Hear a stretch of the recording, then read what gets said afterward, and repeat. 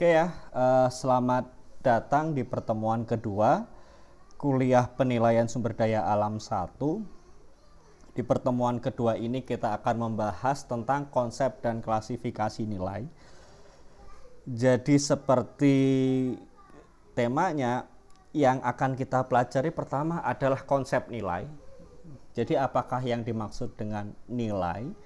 Tentu dalam hal ini adalah nilai ekonomis. Dan yang kedua juga tentang memahami tentang klasifikasi nilai ekonomi. Jadi nilai ekonomi tadi kemudian kita bagi ke dalam berbagai klasifikasi.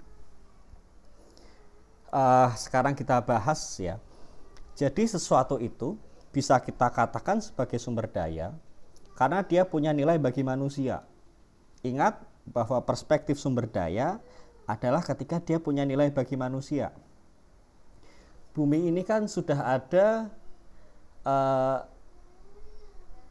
selama jutaan tahun ya, dan anggap saja misalnya manusia serampangan dalam menggunakan sumber daya ini, kemudian manusia itu punah, maka buminya kan akan tetap ada, dan bumi ini ya kemungkinan makhluk hidup akan tetap ada gitu. Bukan hanya makhluk hidup akan tetap ada, bahkan nggak mungkin akan bermunculan makhluk hidup baru ketika manusia sudah punah misalnya, karena kita rusak, kita punah, banyak binatang dan tumbuhan punah. Yang masih bertahan tetap bertahan, dan bahkan mungkin muncul spesies baru. Tapi ya ketika itu nggak ada manusia, ya nggak bisa kita sebut sebagai sumber daya. Karena apa ya? Ya memang nggak ada manfaatnya lagi gitu. Jadi sesuatu itu memang disebut sumber daya ketika perspektifnya adalah dia punya nilai bagi manusia. Pertanyaannya kemudian, apakah yang dimaksud dengan nilai? Nah, ada dua definisi nilai, yaitu pertama, nilai adalah ukuran kuantitas yang secara numerik, maksudnya disajikan dengan nilai. Ibaratnya gini, nilai adalah kuantitas jumlah yang diukur dengan angka yang diberikan atau kita hitung pada sebuah benda. Jadi intinya adalah kita menetapkan sebuah kuantitas, kita tetapkan sebagai sebuah angka, maka itu adalah nilai. Jadi nilai ini adalah angka yang menjelaskan tentang sebuah kuantitas gitu. Sementara kalau nilai ya, definisi yang kedua juga ada gitu. Jadi adalah kualitas, baik itu positif atau negatif. Maksudnya kualitas yang baik untuk manusia atau kualitas yang buruk bagi manusia, yang menghasilkan sesuatu yang diinginkan atau berharga gitu. Jadi kalau yang di atas itu kita bicara numerik kuantitas, yang di bawah kita bicara soal kualitas gitu. Nah, kira-kira mana yang lebih tepat menurut kita gitu. Nah, sekarang kita bahas apa itu nilai ekonomi. Kalau uang 1 juta ya jelas lah ya, itu nilai ekonominya sebesar 1 juta rupiah. Yang kedua, bagaimana dengan nilai ekonomi ketika kita menerima bunga dari seseorang yang spesial gitu. Kan kadang kita berpikir ya, Pak kok materialis banget sih, perasaan kan nggak bisa dihitung dengan uang gitu misalnya. Kita sekarang bayangkan misalnya boyband Korea gitu, yang sekarang lagi hits datang ke Indonesia. Nah, cewek-cewek ini yang ngefans dengan boyband tadi rela mengeluarkan uang sampai jutaan rupiah hanya demi datang ke sebuah konser untuk menyaksikan langsung idola mereka, dan mungkin untuk memuaskan angan-angan apa yang ada di dalam pikiran mereka. Jadi hanya melihat mereka saja tampil, itu para penggemar boyband Korea tadi rela mengeluarkan uang sekian juta. Kemudian misalnya penyelenggara konsernya, oke, selain konser kita juga ada makan malam dengan boyband tadi, tambah lagi bayarnya. Apakah ada yang mau bayar? biasanya ada gitu. Nah, kemudian mungkin ada lagi tambah, oke, kalau kalian mau menerima bunga dari si uh, siapa kayak gitu bintangnya, saya juga nggak tahu gitu, uh, ngasih bunga. Kalau misalnya boyband ini mau ngasih bunga ke kalian, kalian tambah bayar sekian. Saya yakin akan banyak yang juga mau membayarkan. Kalau yang cowok-cowok kan mungkin penggemar JKT48 ya. Jadi ada, kalau saya nggak salah, jadi handshake ya. Jadi kalian tuh bayar berapa, terus kalian bisa salaman. Ini cuma salaman aja bayar, orang mau bayar gitu. Apalagi kemudian misalnya mungkin personil JKT48, kalau misalnya kalian mau dapat bunga langsung diserahkan oleh uh, salah satu member dari JKT48, kalian bayar sekian gitu. Itu menunjukkan ada nilai ekonomi di sana. Jadi ketika kalian menerima bunga dari seseorang yang spesial menurut kalian, meskipun awalnya itu nggak bisa kita anggap sebagai nilai ekonomi, tapi sebenarnya pada kenyataannya bisa gitu. Oke, kita lanjut. Juga misalnya ekosistem terumbu karang ataupun ikan. Kalau ikan kan jelas, kita bisa hitung tonasenya, kita peroleh manfaat ekonomi, nilai ekonomi sekian.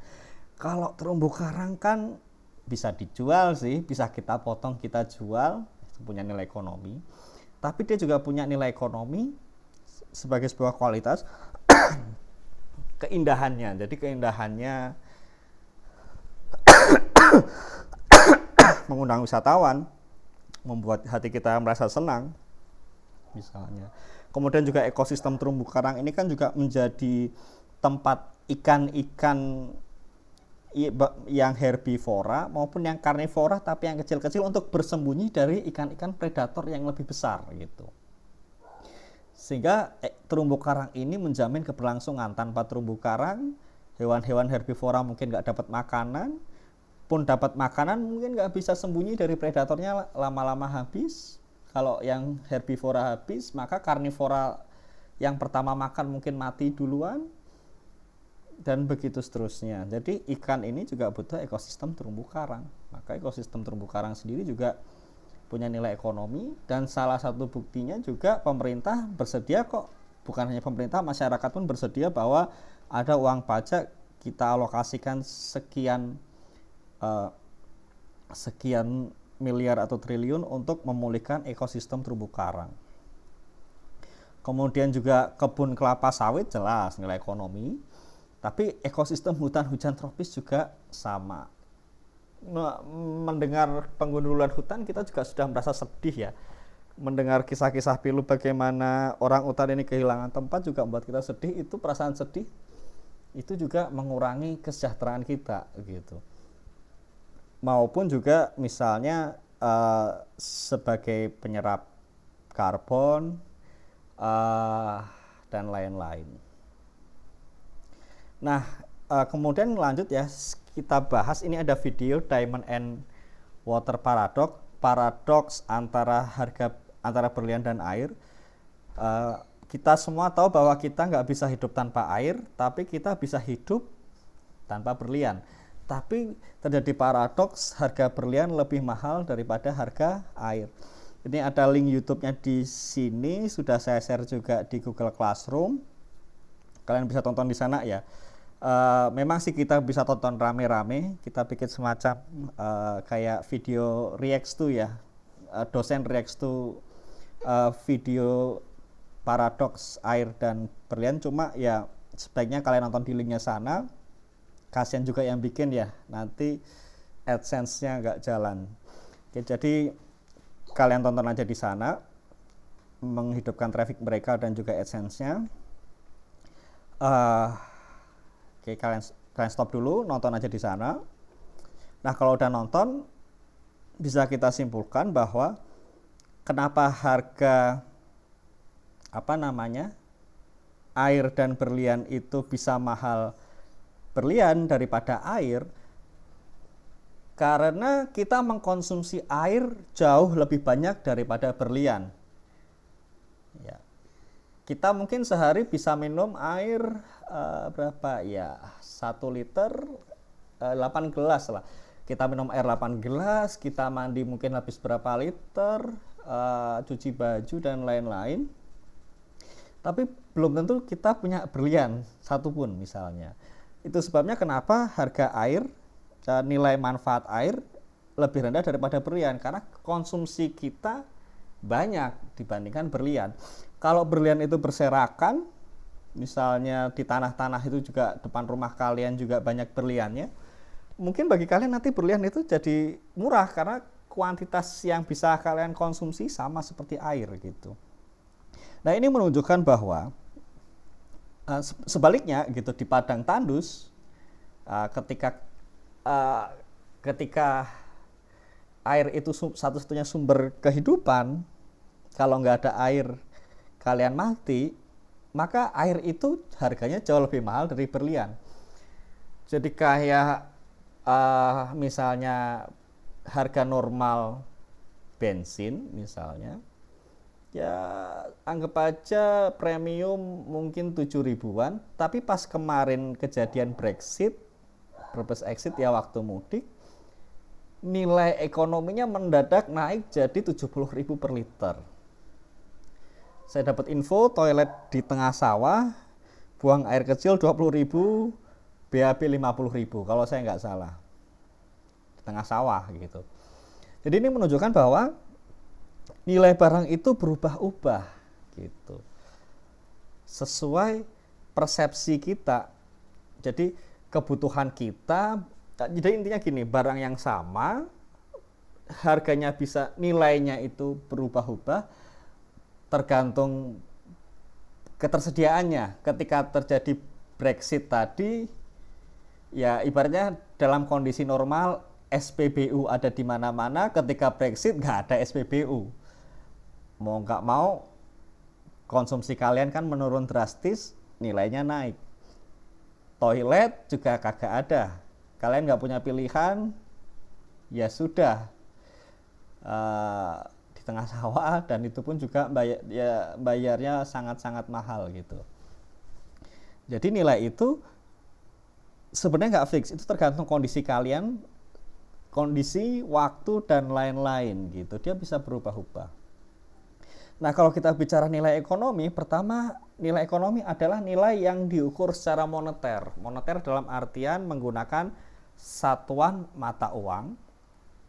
Jadi kita menggunakan satuan mata uang. Kenapa? Karena satuan mata uang ini kan satuan untuk kita kan, nilai ekonomi itu kan kita membandingkan, sebenarnya kan kita mengkonsumsi barang A atau barang B.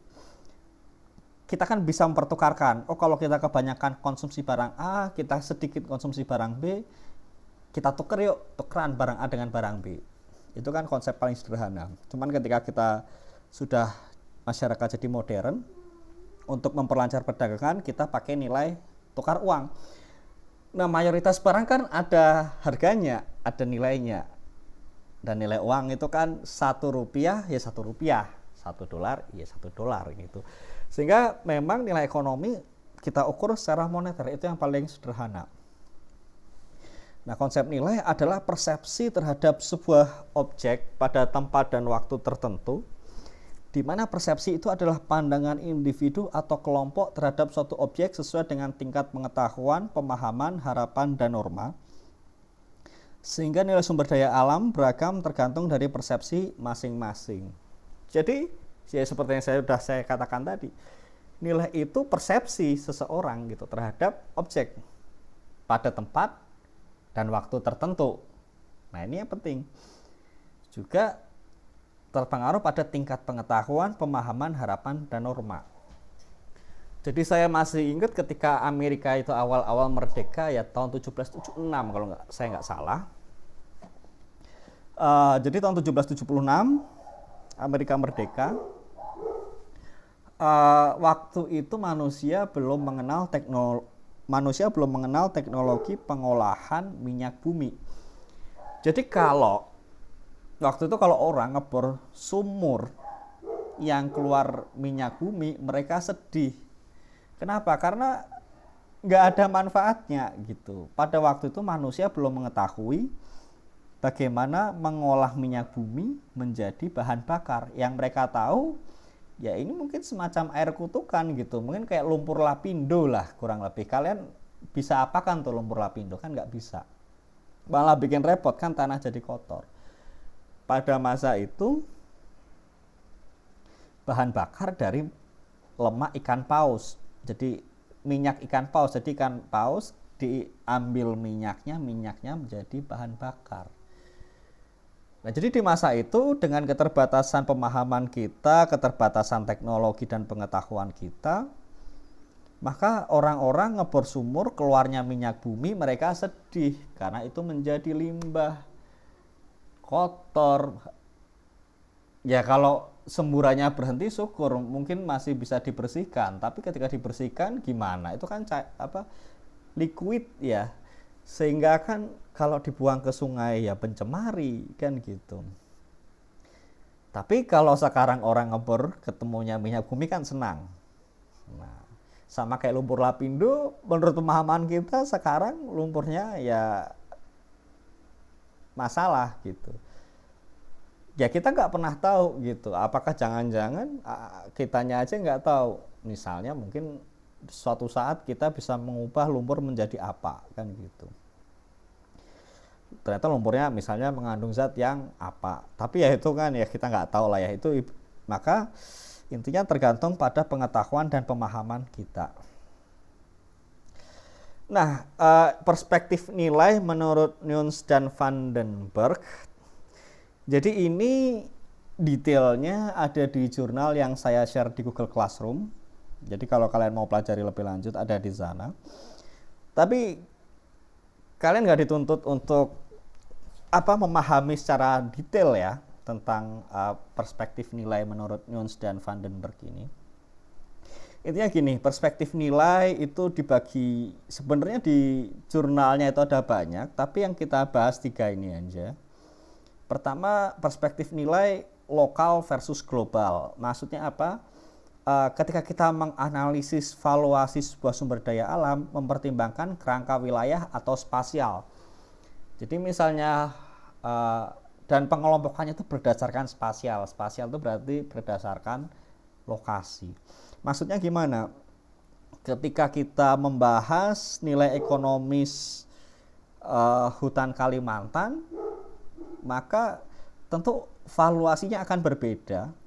Kalau kita hitung misalnya nilai manfaat bagi Provinsi Kalimantan Tengah misalnya, atau nilai ekonomis hutan Kalimantan tadi terhadap seluruh provinsi di Pulau Kalimantan, atau valuasi hutan tadi bagi Indonesia, atau misalnya valuasi hutan Kalimantan tadi bagi seluruh bumi. Nah, itu nilainya tentu akan berbeda-beda tergantung lingkupnya. Dan yang kedua adalah perspektif nilai menggunakan instrumental atau versus intrinsik. Jadi penilaian terhadap sumber daya alam berdasarkan kegunaan dan keberadaannya, basis pengelompokannya adalah menurut fungsinya. Jadi kalau instrumental versus intrinsik tuh gini,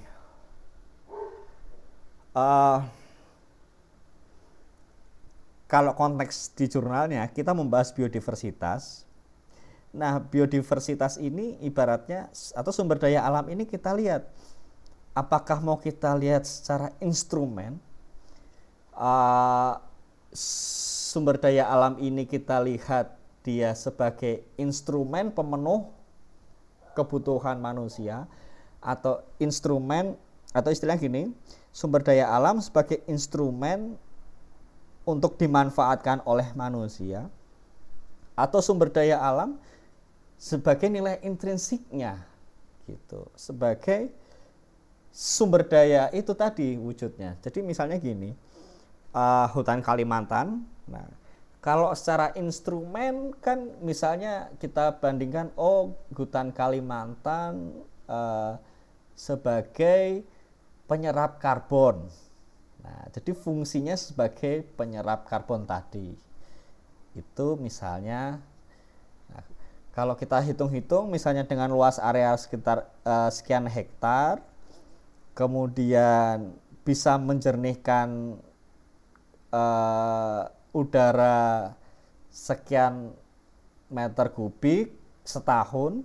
Nah, kalau kita bikin alat dengan kapasitas yang sama, dioperasikan setahun, biayanya berapa? Nah, itu adalah nilai hutan Kalimantan sebagai dalam fungsi sebagai penjernih udara misalnya.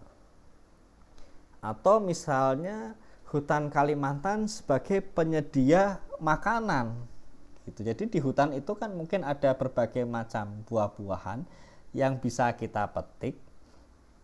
Nah, itu nilainya berapa buah-buahan tadi misalnya, atau binatang yang bisa kita buru untuk makan misalnya.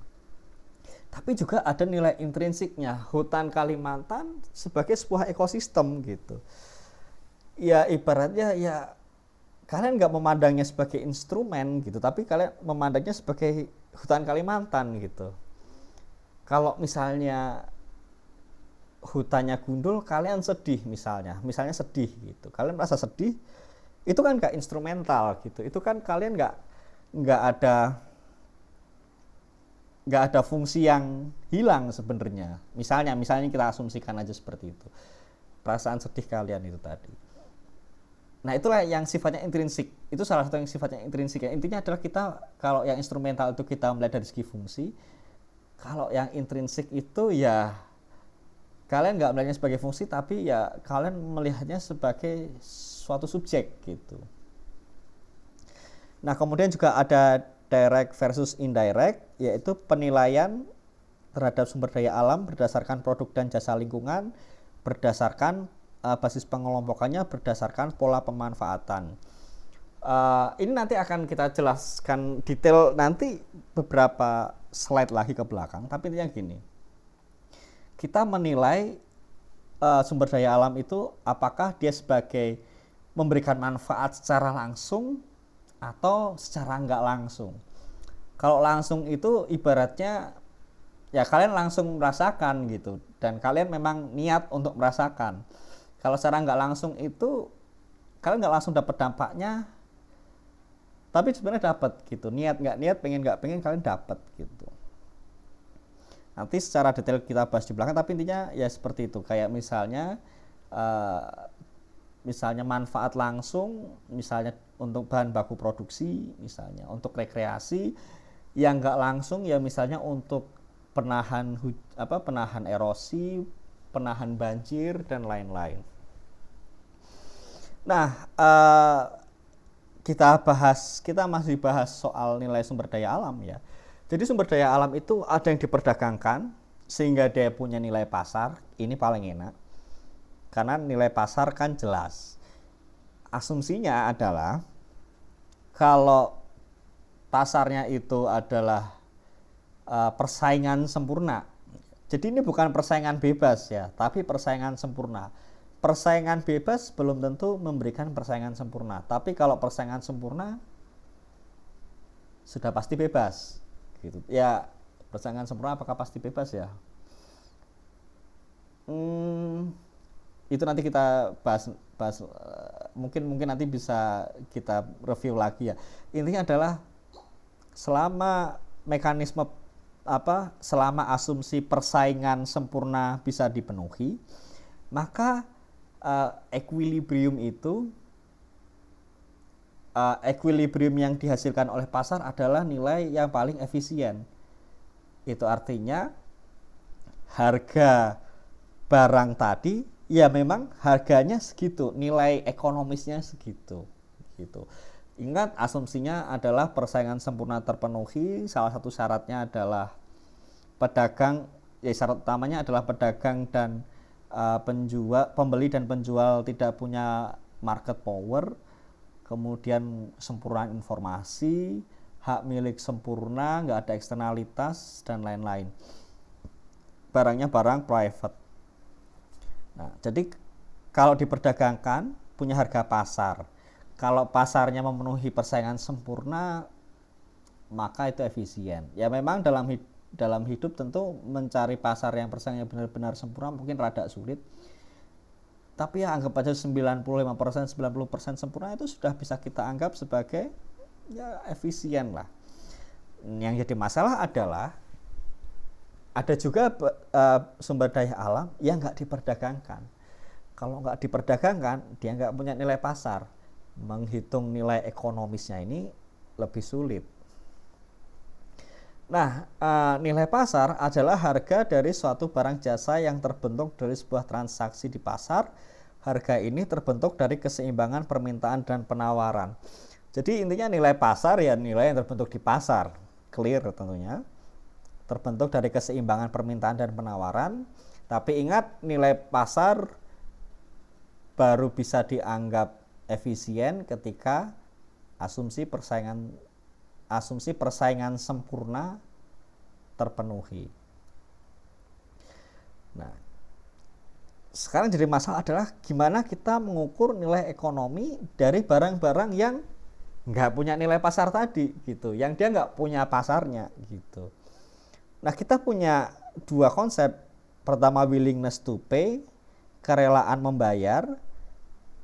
Ada juga willingness to accept, kerelaan untuk menerima. Nah, maximum willingness to pay adalah konsep. Jadi jumlah uang maksimum yang bersedia dibayarkan oleh seseorang untuk mendapatkan suatu barang atau jasa. Jadi maksimum saya rela membayar untuk memperoleh barang atau jasa ini berapa, itu adalah maksimum willingness to pay. Konsep ini untuk konsumen. Kalau untuk produsen, kita pakai konsep minimum willingness to accept. Jumlah minimum yang bersedia diterima oleh seseorang untuk melepaskan suatu barang atau jasa. Atau ibaratnya harga paling rendah yang produsen itu rela menjual barangnya. Jadi willingness to pay ini maksimum willingness to pay. Kalau willingness to accept ini minimum willingness to accept. Nah, ini kita bahas kemudian taksonomi ya. Nilai ekonomi ini sebenarnya sudah dibahas ya semester lalu. Tapi ya kita bahas sedikit-sedikit lah ya. Oke, jadi taksonominya kurang lebih seperti ini ya. Pertama ada use value dan non-use value. Jadi use value itu adalah nilai sebuah sumber daya alam, baik barang atau jasa, ketika dia dimanfaatkan secara langsung atau enggak langsung. Ketika dia digunakan, mau menggunakannya langsung atau enggak langsung, ketika dia punya manfaat, dia punya nilai guna, maka itu yang disebut sebagai use value. Kalau non-use value adalah nilai ekonomi yang diberikan terhadap barang dan terhadap sumber daya alam, baik aspek barang jasa, tapi nggak terkait dengan penggunaannya, baik saat ini dan masa depan. Jadi kalau use value itu adalah nilai ketika dia gunakan, ketika dia ada gunanya, tanda kutip. Kalau non-use value itu ketika dia nggak ada gunanya gitu, nggak ada gunanya dalam artian nampaknya nggak ada gunanya. Nah, kita bahas sekarang use value kan ada 3 ya, direct use value, ada juga indirect use value dan option value. Nah, kalau direct use value ini adalah nilai yang diperoleh dari ekstraksi sumber daya alam secara langsung untuk konsumsi maupun produksi, bisa berbentuk kayu bakar, kayu gelondongan, air ikan, bisa juga rekreasi atau tourism atau education and research. Kalau kita bahas yang indirect dulu ya. Kalau yang indirect, manfaat tidak langsung dari sumber daya alam yang mendukung kegiatan produksi maupun konsumsi. Contohnya adalah jasa ekosistem yang disediakan oleh proses-proses ekosistem, misalnya regenerasi tumbuhan, ibaratnya ya ibaratnya produksi tanaman melalui fotosintesis misalnya, reproduksi tanaman melalui ibaratnya eh, apa misalnya tawon menyebarkan bubuk serbuk sari dan lain-lain, kupu-kupu misalnya perlindungan banjir, eh, apa penyerapan air tanah dan lain-lain. Jadi kalau indirect use manfaat tidak langsung, direct use ekstrak secara langsung. Bahasa gampang itu gini, eh ini kan use value ya, sama-sama dia memberikan manfaat. Cuma kalau direct use itu adalah untuk merasakan manfaatnya kalian tuh harus niat gitu. Kalian harus punya niat untuk memanfaatkannya.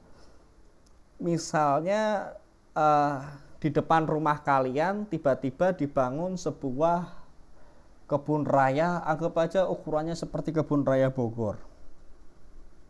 Ya, use value-nya adalah misalnya kan ya luas kayak kebun raya, kemudian dia dialiri sungai. Nah misalnya kalian ingin menggunakan airnya untuk minum, ya kan kalian harus niat untuk minum gitu. Kalian datang ke sana bawa gelas minum. Kalian mau pakai airnya untuk mandi, kalian ambil gayung, ambil ember, ambil. Kalian pengen rekreasi di dalam kebun raya itu, kalian harus niat gitu. Kalian nggak bisa nggak niat tahu-tahu udah di dalam kebun raya gitu. Kecuali kalau diganggu jin ya, sama jin dipindah ke sana ya mungkin seperti itu bisa. Tapi kalau menggunakan logika manusia, ya kalian dari rumah kalau pengen berwisata ke sana kalian harus niat gitu. Wah, saya pengen ke sana, saya pengen jalan-jalan. Kalian bangun dari kursi kalian, kalian niat berjalan ke sana juga niat, nggak ngelindur. Kalian masuk wisata. Ya. Kalian ingin belajar tentang lingkungan di kebun raya depan rumah kalian juga kalian niat gitu. Jadi kalau direct use value itu nilai gunanya untuk memanfaatkannya kalian tuh harus ada niat gitu. Kalau indirect use value itu niat nggak niat, kalian merasakan manfaatnya. Ketika kebun raya di depan rumah kalian itu dibangun dan dia kemudian menghasilkan udara segar, kalian nggak punya pilihan gitu. Kalian niat nggak niat cuman duduk di rumah aja itu merasakan kesegarannya. Kayak gitu. Ibaratnya fungsinya misalnya salah satunya untuk ya menahan banjir. Setelah kemudian dibangun kebun raya itu, anggap aja rumah kalian tadinya kebanjiran gitu. Kemudian karena dibangun kebun raya sebesar itu, hujan tampungannya jadi bagus, tampungan air hujan bagus, nggak banjir gitu. Maka suka nggak suka rumah kalian nggak kebanjiran. Meskipun anggap aja kalian hobi banjir misalnya, karena ketika banjir kemudian kalian punya jasa, ketika banjir orang susah, kalian punya jasa misalnya mengangkut motor-motor yang terjebak banjir gitu. Sehingga ketika banjir itu hilang, kalian merasa sedih. Suka nggak suka banjir itu hilang gitu. Meskipun kalian pengennya banjir itu hilang gitu. Jadi kalau indirect use value itu ya niat kalian nggak niat pun kalian merasakan manfaatnya. Jadi kalau direct use kalian harus niat untuk memperoleh manfaatnya. Kalau indirect use value itu nggak niat pun kalian ikut kena imbasnya gitu. Nah kalau option value adalah nilai yang melekat karena mempertahankan suatu habitat atau spesies untuk kemungkinan penggunaan di masa yang akan datang. Nilai ini mencerminkan persepsi individu atau masyarakat atas ketidakpastian, baik terkait kebutuhan atau keinginan di masa depan dan ancaman bagi sumber daya biologi di masa yang akan datang. Oke, jadi kalau kita baca option value itu kan kalau kita terjemahkan adalah nilai pilihan ya. Jadi sebenarnya pilihan apa gitu yang kita punya gitu. Sebenarnya bukan seperti itu. Jadi option value itu adalah konsep di dunia keuangan. Ada yang namanya option. Option itu kalau translate-nya memang kalau bahasa Indonesia kan pilihan, tapi kalau untuk sektor keuangan option itu translate-nya adalah opsi. Opsi itu adalah produk keuangan. Jadi opsi itu adalah produk di mana kalian mempunyai opsi untuk membeli sebuah aset di masa depan. Boleh beli, boleh enggak. Jadi kalian punya opsi untuk membeli sebuah aset di masa depan dengan harga tertentu. Salah satu contohnya adalah stock option.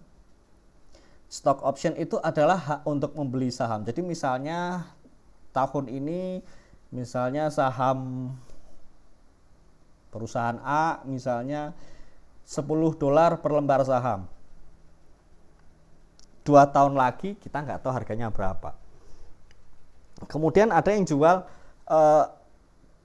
misalnya biasanya sih stock option setahu saya memang lebih ke bonus untuk manajemen ya. Anggap aja misalnya ada yang jual mau nggak ini kalian beli stock option seharga $3. Dengan stock option ini nanti 3 tahun lagi di masa yang akan datang kalian boleh membeli saham perusahaan A seharga $20. Jadi saham perusahaan A ini adalah tahun ini $10. Kita nggak tahu harganya 3 tahun lagi berapa. Tapi ada orang ini menawarkan, ini ada instrumen keuangan namanya opsi, kalian beli $3. Nah, per lembar pembelian, maka nanti 3 tahun lagi tanggal sekian kalian boleh membeli saham perusahaan A seharga $20. Nah, jadi misalnya kalian beli $3, maka sekarang kalian punya opsi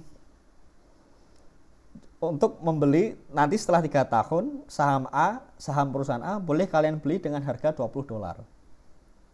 Nah misalnya setelah 3 tahun perusahaan A itu sahamnya $30, maka kalian bisa beli $20. Nah, kalian berarti marginnya $10 kan, modal awalnya $3, kalian profit $7. Tapi kalau misalnya setelah 3 tahun ternyata harga sahamnya cuma $15, kalian nggak harus beli. Kalian nggak harus beli juga. Saham $15 dibeli dengan harga $20 nggak harus. Jadi option value, jadi option itu adalah hak untuk membeli sebuah aset di masa depan dengan harga tertentu. Nah, kalau kita kembalikan definisinya untuk ekonomi untuk sumber daya alam, valuasi sumber daya alam, maka option value itu adalah nilai yang rela kalian keluarkan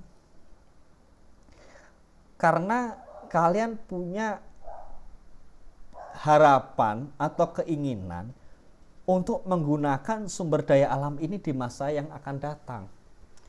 Jadi misalnya nih ada Taman Nasional Ujung Kulon untuk melestarikan badak bercula satu. Nah, sekarang sih kalian nggak pengen gitu datang ke Ujung Kulon buat lihat badak bercula satu yang langka itu.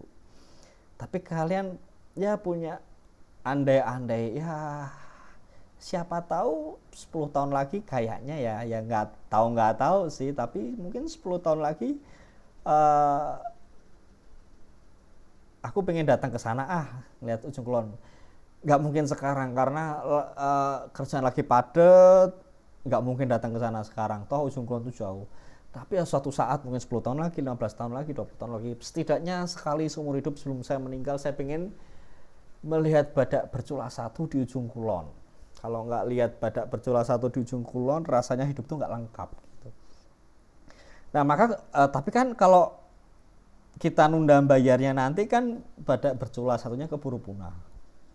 Maka kalian mendukung, mengkampanyekan ke pemerintah, tolong dong Taman Nasional Ujung Kulon ini dipelihara gitu, supaya kelestarian badak ini lestari. karena kalian pengen berkunjung ke sana suatu saat di masa yang akan datang. Itu yang disebut option value. Jadi kerelaan kalian sebagai masyarakat untuk APBN-nya digunakan untuk membiayai kelestarian badak bercula satu di ujung kulon sana, karena kalian pingin untuk berkunjung ke sana di masa yang akan datang gitu. Kapannya nggak tahu. Apa ya kejadian beneran belum tentu. Tapi kalian ada niatan. Nah, itu yang disebut option value. Nah, ada yang namanya non-use value sekarang. Jadi kalau kita kembali ya, direct use, indirect use, option value, bagian dari use value. Use value itu adalah ketika nilai suatu sumber daya alam ketika dia ada gunanya, tanda kutip. Ada gunanya ini jelas nggak tanda kutip, sorry. Nah, kalau non-use value itu ketika dia nggak ada gunanya gitu. Jadi nggak berguna pun bagi kalian punya nilai ekonomi gitu loh. Bahkan sekalipun kalian tahu nggak ada faedahnya, kalian pengen aja gitu. Meskipun kalian tahu kalian nggak ada manfaatnya, tapi kalian pengen aja gitu. Itu non-use value. Nah, non-use value itu ada terbagi menjadi dua, ada existence value dan bequest. Nah, existence value itu existence value itu berasal dari mengetahui bahwa sebuah landscape, habitat atau spesies itu eksis, itu dia lestari. Meskipun seseorang nggak punya keinginan untuk mengunjungi sama sekali. Ini termasuk misalnya spirit.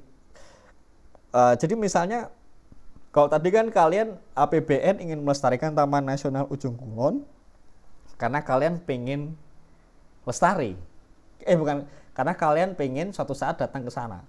Nah, ini sebenarnya kalian tuh juga nggak pengen datang ke sana gitu. Ngapain sih ke Ujung Kulon, jauh di ujung Pulau Jawa, cuman lihat gajah bercula satu gitu. Tapi sebenarnya jadi kalian tuh nggak ada manfaatnya gitu. Tapi kalau dia punah kalian merasa sedih gitu.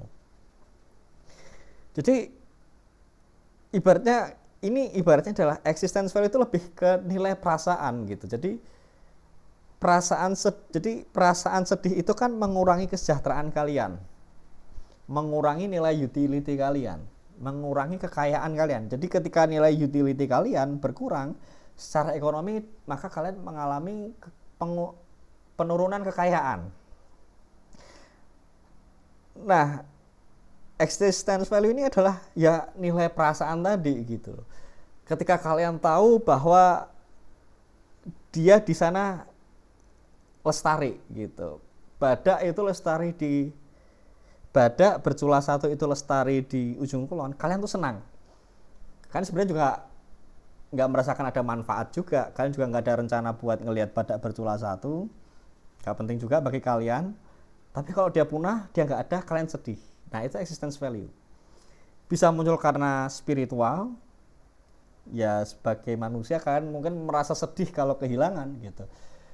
Meskipun yang hilang itu juga nggak ada manfaatnya buat kalian gitu. Kemudian juga karena ada nilai sejarah atau budaya misalnya, itu misalnya ya gitu. Jadi nggak, ya ibaratnya ini bisa jadi karena faktor spiritual, sejarah atau kultural. Intinya adalah existence value, kalian merasa senang karena dia lestari, karena dia ada.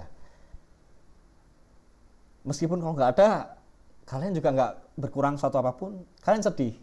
Makanya itu existence value. Nah, kalau bequest value itu mirip dengan existence value, cuman bedanya ini existence value, jadi existence value untuk generasi di masa yang akan datang. Jadi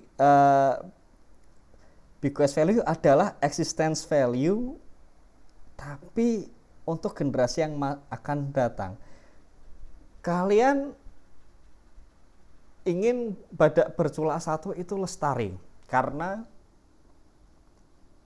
kalian sedih gitu kalau badak bercula satu tuh punah. Jadi kalau kalian baca beritanya badak bercula satu punah, kalian sedih, itu existence value. Nah kalau biggest value ini adalah sama-sama sedih, cuman sedihnya, aduh anak cucuku nanti nggak bisa lihat badak bercula satu. Kalian merasa sedih bahwa ketika generasi penerus nggak tahu badak bercula satu tuh seperti apa gitu, eksotisnya misalnya. Nah itu bequest value. Jadi hanya karena sama-sama sedih karena dia punah, bequest value itu adalah sama-sama senang karena dia eksis, tapi eksis untuk generasi penerus, itu bequest value. Nah oke ya, kurang lebih seperti itu. Nah ini ada tugas kelompok, nanti detailnya saya sampaikan lah ya nanti waktu kuliah. Diskusi seharusnya kan ini diskusi di kelas ya. Jadi nanti ada video YouTube lagi, nanti akan saya share linknya ke kalian. Itu mengenai kekayaan biodiversitas dari sebuah daerah di Papua, saya lupa persisnya.